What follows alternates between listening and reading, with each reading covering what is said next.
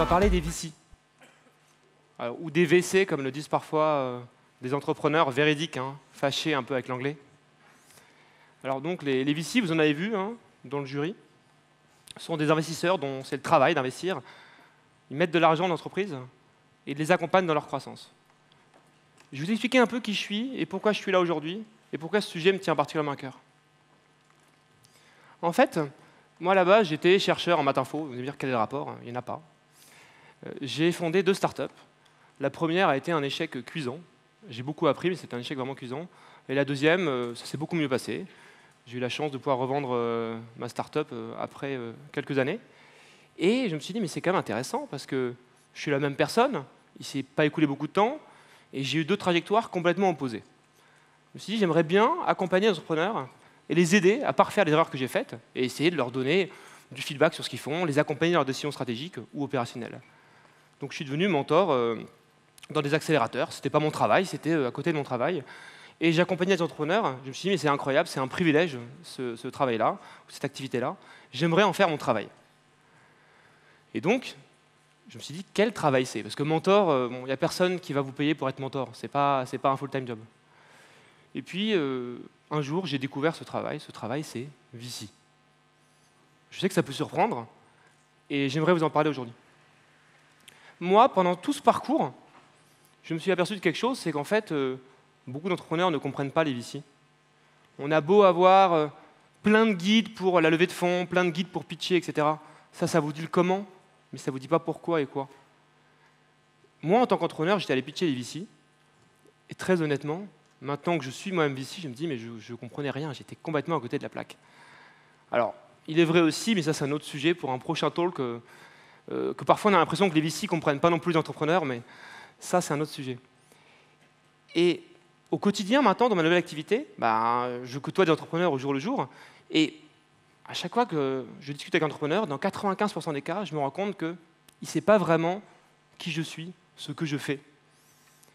Et c'est pour ça que je suis ici aujourd'hui pour essayer de vous donner quelques insights avec 2 promesses, que ce soit accessible, facile à comprendre, et que ce soit no bullshit. Voilà. Donc on va voir si je suis à la hauteur de ces promesses. Alors, ça, c'est la vision la plus financière de ce qu'est un VC. Parce que je pense que beaucoup d'entre vous se disent qu'un VC, ça reste une sorte de banquier pour start-up. C'est un travail de financier. Ce diagramme-là peut vous donner raison. Un investisseur, qu'est-ce qu'il fait? Il y a de l'argent. Cet argent, ce qui est intéressant à savoir, c'est que ça vient de quelque part. Ça vient de personnes qu'on appelle des limited partners. Donc, c'est des gens qui confient de l'argent aux investisseurs pour qu'ils l'investissent. Ça peut être des entreprises, ça peut être des entrepreneurs qui ont réussi, ça peut être des family office, ça peut être des institutionnels, des gens comme la BPI. Et ces gens-là vont nous donner de l'argent. Cet argent, on va l'investir. Dans un certain nombre de cas, on va faire un retour sur investissement significatif. Mais dans un petit nombre de cas, peut-être sur une dizaine de boîtes, il y aura 1, 2, 3 qui vont vraiment très bien marcher. Et ensuite, on va prendre une part des gains et on va rendre le reste de l'argent à ces limited partners, CLP. Alors, vu comme ça, vous me direz qu'effectivement, c'est un travail sacrément financier. Eh bien, détrompez-vous. Le vrai travail du VC, au quotidien, c'est celui-ci. Certes, ça commence par lever un fonds, oui, parce qu'on connaît aussi la douleur de la levée de fonds. Nous-mêmes, tous les 3, 4, 5, 10 ans, on va devoir lever des fonds. Convaincre des personnes qu'on mérite, qu'ils nous confient leur argent, c'est pas facile. Mais le quotidien, c'est pas ça. Si c'est tous les 3, 4, 5, 6 ans, le quotidien, ça va être de travailler avec les startups. Qu'est-ce qu'on fait avec elles? Première chose, ce qu'on appelle le sourcing. Le sourcing, c'est s'assurer qu'on va rencontrer, on va avoir connaissance du plus grand nombre possible de startups qui existent pour avoir l'opportunité de décider si on a envie d'investir ou pas. Et pour sourcer, il y a grosso modo 3 gros channels. Le premier, c'est la réputation, le marketing et l'image de marque. Si le fonds dans lequel vous travaillez est connu, si vous êtes connu, reconnu, il y a des chances que des gens s'adressent à vous en vous disant « j'ai une start-up, ça marche bien, j'aimerais te rencontrer pour te présenter mon projet ». La deuxième chose, c'est le réseau. On est un métier qui repose énormément sur le réseau. Le réseau, c'est tous ces gens qu'on connaît, qui nous connaissent, et qui vont nous recommander des entrepreneurs ou qui vont nous recommander à des entrepreneurs. Et la troisième chose, c'est la chasse. La chasse, c'est d'aller voir ce qui se passe, c'est d'être ici au Web Today et d'essayer de découvrir des pépites. Une fois qu'on a fait ça, on va avoir ce qu'on appelle un deal flow. Ça veut dire un ensemble de startups dans lesquelles on peut se poser la question si on a envie d'investir ou pas. Il va y avoir une étape ensuite qui va être l'étape d'évaluation, de se faire une idée. Et se faire une idée sur une startup, c'est dur. Surtout quand on parle d'un investissement très tôt dans la vie d'une boîte, c'est extrêmement difficile d'arriver à se dire est-ce que cette boîte peut être le futur LinkedIn, le futur Google, le futur Facebook, puisque c'est ce genre de choses qu'on cherche. On sera content si vous arrivez à faire un Criteo aussi. Et ça, la vérité, c'est que moi, je suis un jeune VC, ça fait moins de 2 ans que je fais ce travail-là, mais même quand on est un vieux briscard du VC, ça reste très difficile. Pourquoi? Parce qu'il y a énormément d'incertitudes. Vous devez avoir une vision du futur, comprendre un marché, avoir un jugement pertinent, aiguisé sur les gens qui portent ce projet, sur le produit qu'ils développent, sur leur business model, sur leur stratégie. Et tout ça, c'est très compliqué, ce n'est pas mathématique. Il n'y a pas de formule magique qui permet de regarder des chiffres ou de regarder un projet ou un slide deck et de se dire ça, c'est un bon ou un mauvais projet. Donc, il y a beaucoup de feeling. Une fois qu'on a fait ça, on peut avoir une conviction et se dire j'ai envie d'investir dans cette entreprise. Le problème, c'est que l'entrepreneur, maintenant, nous a fait la danse du ventre, on est convaincu, mais maintenant, nous, en retour, on doit le convaincre de nous prendre nous, puisque la concurrence, on la connaît aussi. On n'est pas les seuls fonds. Et quand il y a une très belle boîte, en général, plusieurs fonds s'intéressent à l'entreprise. Donc on doit être capable de convaincre l'entrepreneur de travailler avec nous et d'être capable de rentrer aussi à un prix raisonnable. Parce qu'en tant qu'investisseur, il est inutile d'investir dans Facebook si c'est à un prix déraisonnable. Donc il faut avoir une boîte de qualité, mais au meilleur prix. Et ça, c'est beaucoup de négociations, et c'est de la chance aussi. Et le point le plus important de ce métier, celui qui m'a motivé pour le faire, c'est que ça, c'est le travail que tout le monde voit, ou que tous ceux qui ont levé des fonds voient. Ah, vous voyez bien que les VC, ils traînent, ils cherchent des startups, ils contactent des startups, ils discutent avec elles, parfois ils proposent d'investir. Mais ça, c'est la partie émergée de l'iceberg. Le plus gros de notre travail au quotidien, c'est de suivre les startups dans lesquelles on investit. De jouer auprès d'elles un rôle qui va être un rôle tantôt de coach, tantôt de mentor, tantôt de confident, parce que c'est dur de monter une boîte. De leur apporter de l'aide opérationnelle sur du recrutement, sur la prochaine levée de fonds, sur la stratégie, sur les produits, d'être là. Le contrat moral qu'un VC passe avec l'entrepreneur, c'est de se dire « je serai là pour toi ». Et j'essaierai de te soutenir et de t'apporter ce que je peux t'apporter autant que possible. Mon réseau également, des contacts avec d'autres boîtes. Ça, ce travail-là est formidable. Maintenant, j'espère que vous comprenez mieux quand je vous dis que ce n'est pas un travail de financier. Et moi, je trouve ça quand même particulièrement édifiant de se dire que c'est le travail que je rêvais de faire et que j'ai mis plus d'1 an à comprendre que c'est ça que je devais faire. Parce que pour moi, le VC, c'était quelqu'un en costard-cravate qui regarde un projet par le prisme d'un Excel et se fait une idée là-dessus en disant est-ce que je peux gagner de l'argent là-dessus et s'intéresse peu au fond, au projet, à l'homme, à la vision. Je n'irai pas jusqu'à dire qu'aucun VC n'est comme ça, mais toute la génération des VC que vous voyez par exemple ici au Web Today sont des gens qui vibrent pour les projets, qui vibrent pour les hommes. Alors, vous allez me dire, d'accord, c'est bien beau de nous raconter tout ça, mais en quoi ça me concerne?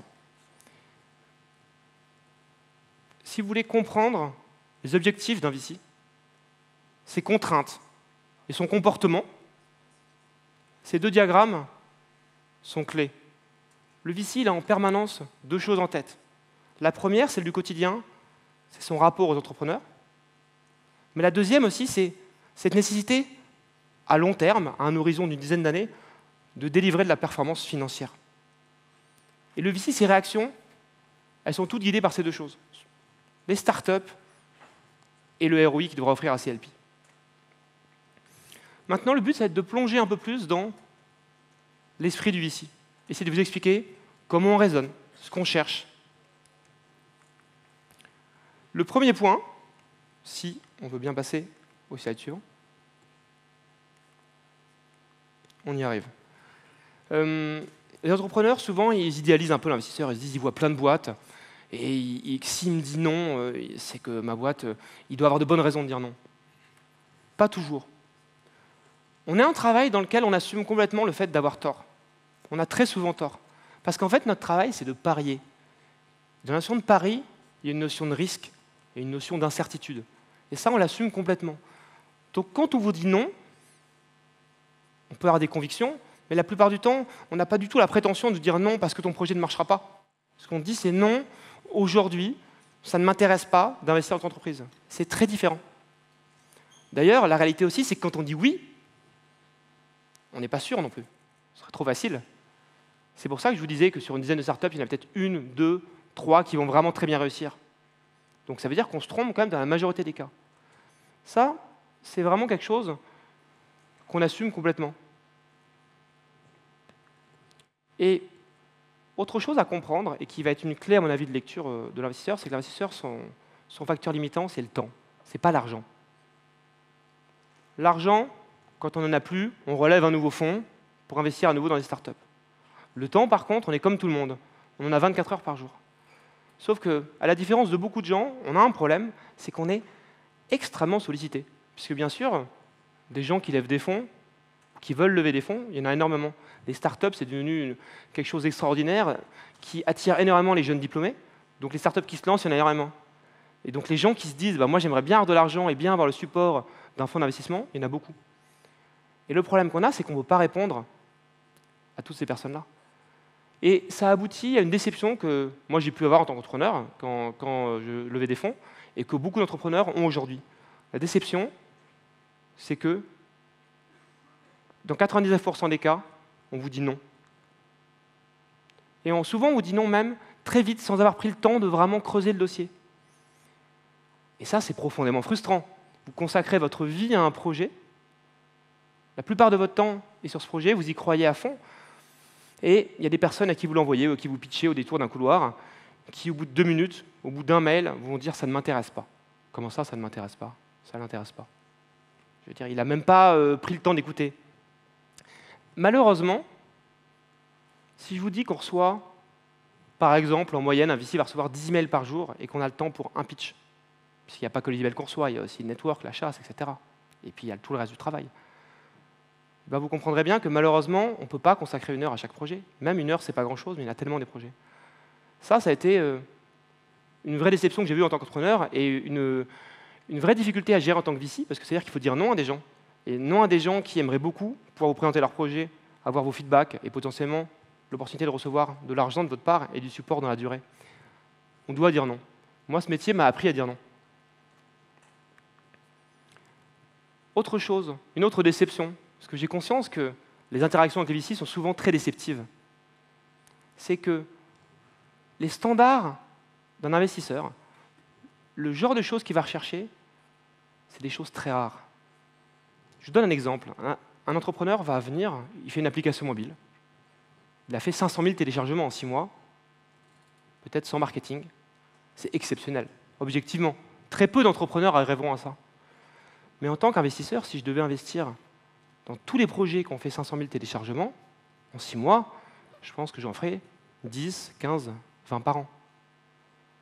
Donc ça veut dire que ce qui va être exceptionnel à juste titre pour un entrepreneur va être reçu beaucoup plus froidement par un VC, qui va dire ouais, c'est super, mais d'accord, mais parmi ces 500 000, combien sont actifs tous les mois, tous les jours?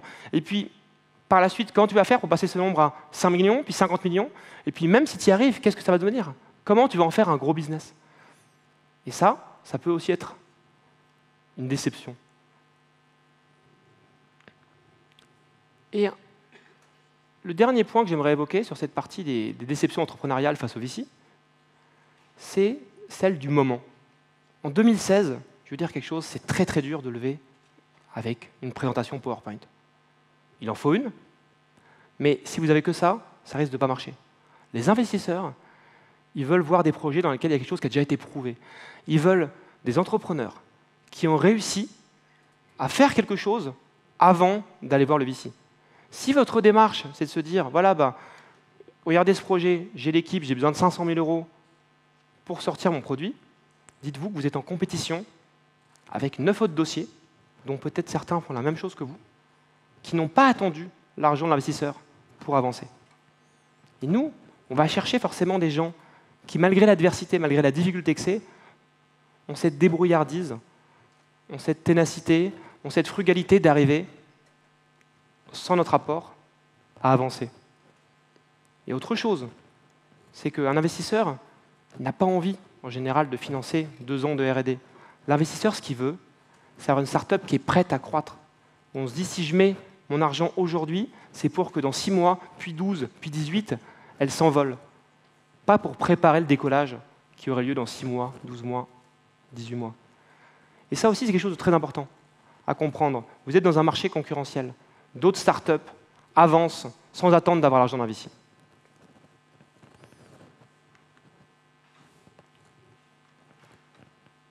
Oui, c'est vrai, on benchmark d'autres startups.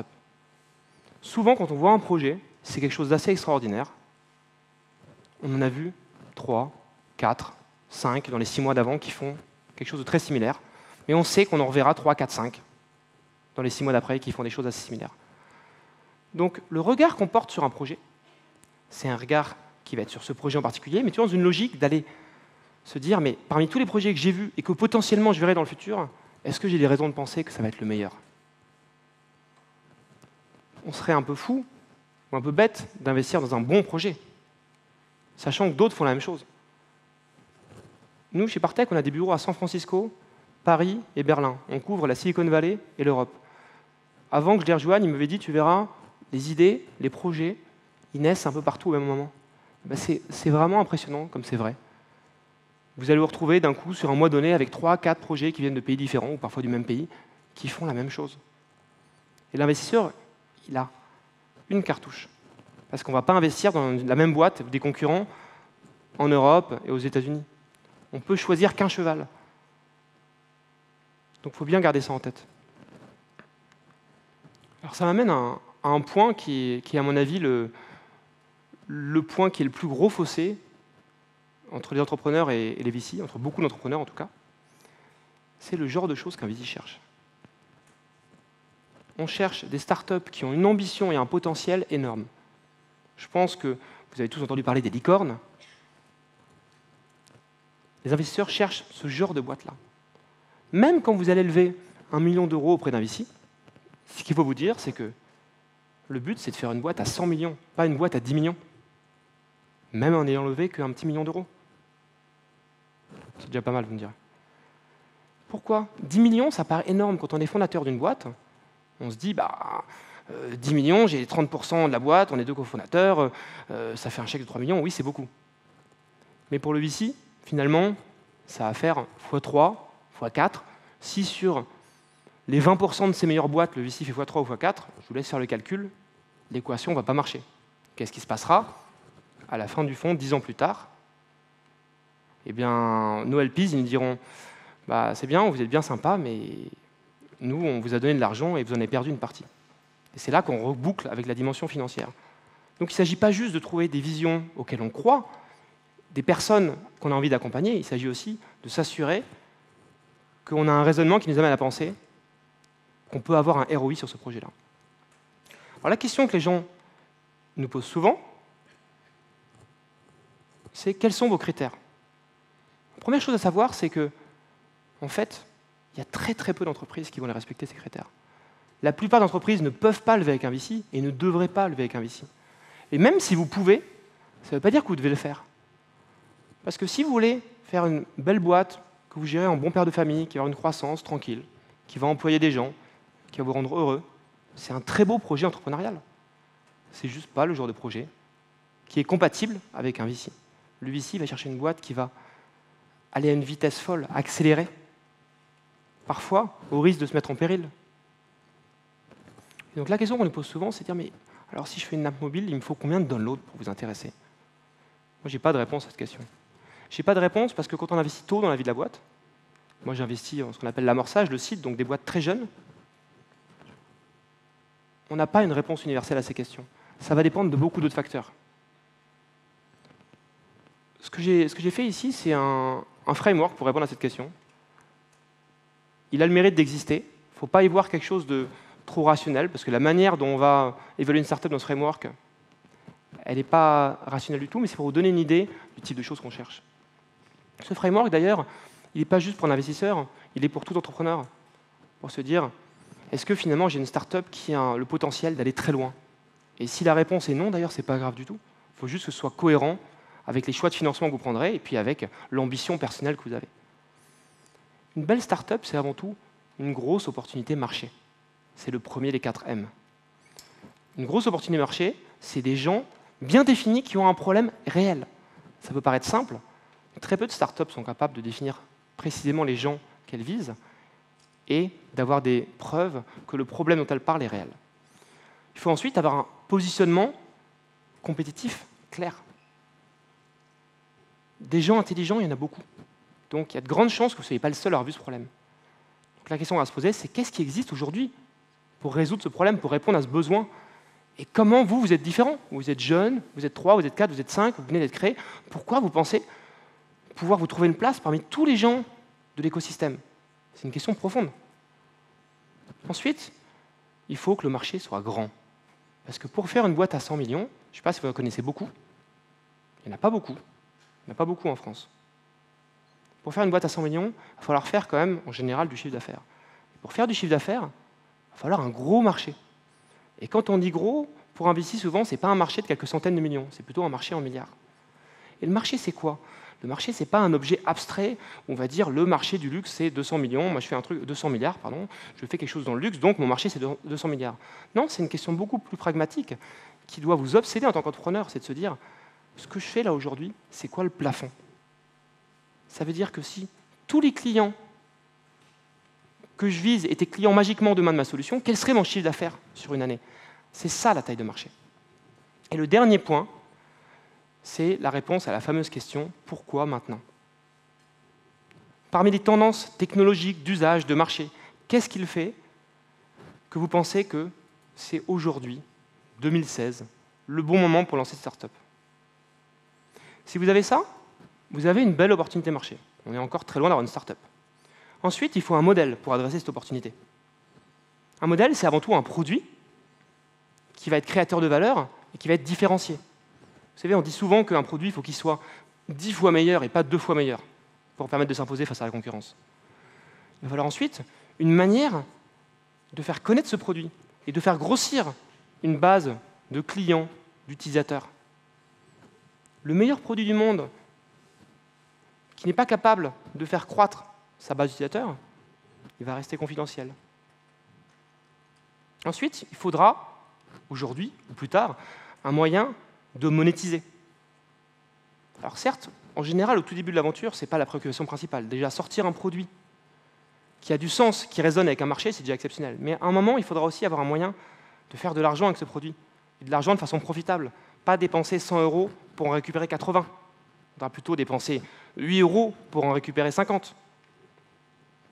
Et enfin, une question stratégique qui permet de mesurer le potentiel de la boîte et du modèle, c'est la notion de scalabilité. Dans quelle mesure vous pourrez croître et scaler rapidement, et dans quelle mesure vous avez des barrières à l'entrée qui vont se créer. Ça peut être des barrières à l'entrée d'un effet de réseau, par exemple. Donc là, c'est pas mal. On a un marché, on a un modèle. Il manque l'équipe, le management team. On dit souvent l'équipe, l'équipe, l'équipe. Et c'est vrai. Ce n'est pas la seule composante, ça c'est pas vrai, mais c'est vrai que c'est une composante extrêmement importante puisque c'est quelque chose qui va rester, qui va animer le projet. Le marché, le modèle, ils peuvent évoluer, mais qui le fera évoluer? C'est l'équipe. D'abord, il faut une équipe exceptionnelle. Ça, c'est pas très nouveau. Après, on est un piètre juge de l'exceptionnalité potentielle de son équipe. Chacun pense être une équipe exceptionnelle. Or, par définition, ce n'est pas possible. Ensuite, il faut avoir des insights, un savoir, avoir compris des choses sur son marché, sur son modèle, que les autres n'ont pas compris. Il faut aussi avoir une volonté, une envie de faire avancer les choses, quoi qu'il en coûte. Qu'on sente que malgré tous les obstacles que vous rencontrerez, malgré toutes les tentations qu'il y aura, le chèque à 10 millions, le chèque à 100 millions, non, vous voulez tenir bon. Vous, ce n'est même pas le chèque qui vous intéresse, c'est cette vision, cette mission où vous êtes fixé. Vous voulez aller jusqu'au bout. Et enfin, il faut avoir le sentiment que cette équipe, même si elle est excellente, c'est la meilleure équipe qu'on puisse imaginer pour ce projet. Enfin, une notion de momentum. Une start-up, c'est de la croissance. Donc la question qui est intéressante, c'est de dire, est-ce qu'on peut aller vite? Est-ce qu'on pense qu'on peut croître vite? Il y a la question d'où vous êtes aujourd'hui. Est-ce que vous avez déjà craqué quelque chose? Est-ce qu'il y a déjà quelque chose qui frémit, une traction frémissante? Mais ensuite, est-ce que dans le futur, vous pouvez aller loin? Voilà donc ce market, modèle, management, momentum. Voilà 4 composantes clés qui peuvent faire une très belle startup.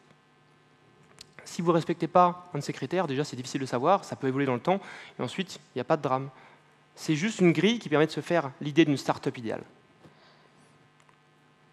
Au fond, c'est simple, ce qu'un investisseur recherche, c'est ça.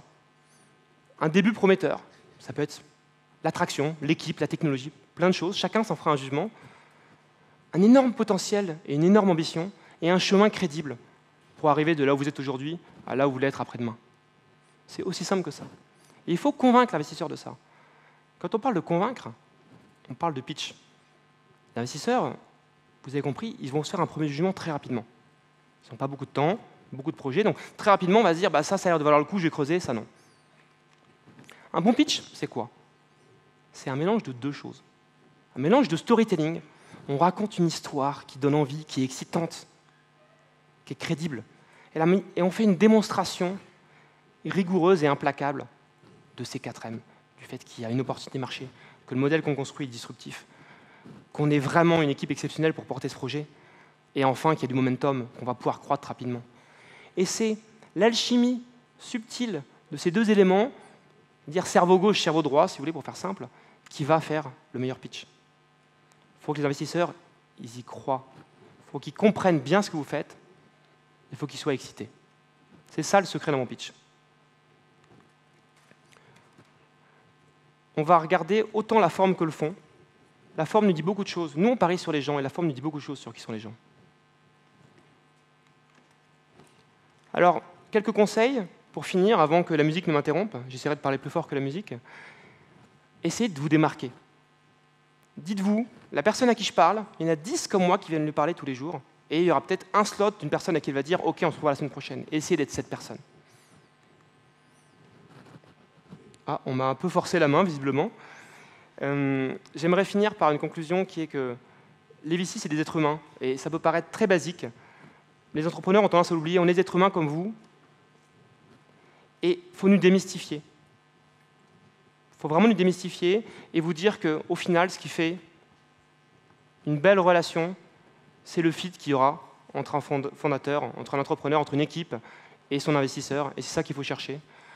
Et j'espère que le jury trouvera la start-up avec qui il fit. Merci beaucoup, bon courage à tous pour vos projets.